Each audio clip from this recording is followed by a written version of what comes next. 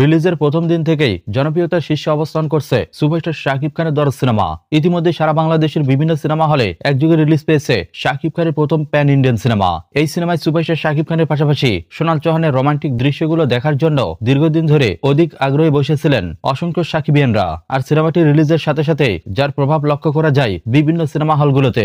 সকাল থেকে বিভিন্ন দর্শক অনুসারীরা সিনেমা হলমুখী হতে শুরু করেছে, যার প্রভাবে সুপারস্টার শাকিব খানের এই সিনেমাটি ঈদ ব্যতীত ঈদের বাহিরে ব্যাপক দর্শক জনপ্রিয়তা পেয়েছে। আপনারা জেনে অবাক হবেন, সারা বাংলাদেশে সুপারস্টার শাকিব খানের এই দরদ সিনেমা বেশিরভাগ সিনেমা হলগুলোতে হাউসফুল গেছে। আর যে সকল সিনেমা হলগুলোতে শাকিব খানের সিনেমা হাউসফুল যায়নি সেগুলো মোটামুটি দর্শক সংখ্যা ভালোই ছিল। আর যার কারণে দীর্ঘদিন পর সুপারস্টার শাকিব খানের কোন সিনেমা পেয়ে হাসি ফুটেছে সাধারণ দর্শকদের মুখে। তবে এই ভিডিওর মাধ্যমে সুপারস্টার শাকিব খানের দরদ সিনেমার প্রথম দিনের টেবিল কালেকশন আপনাদেরকে জানিয়ে দেওয়া হবে। সুপারস্টার শাকিব খানের দরদ সিনেমা সারা বাংলাদেশে প্রথম দিনে টিকিট সেলের মাধ্যমে কত টাকা ইনকাম করলো চলুন জেনে আসা যাক। সুপারস্টার শাকিব খানের দরদ সিনেমা রিলিজের প্রথম দিনেই মোটামুটি ভালো মানের ব্যবসা করেছে। আর রিলিজের প্রথম দিনে সুপারস্টার শাকিব খানের দরদ সিনেমা শুধুমাত্র টিকিট সেলের মাধ্যমেই 1,20,00,000 টাকার আশেপাশে ইনকাম করতে পেরেছে।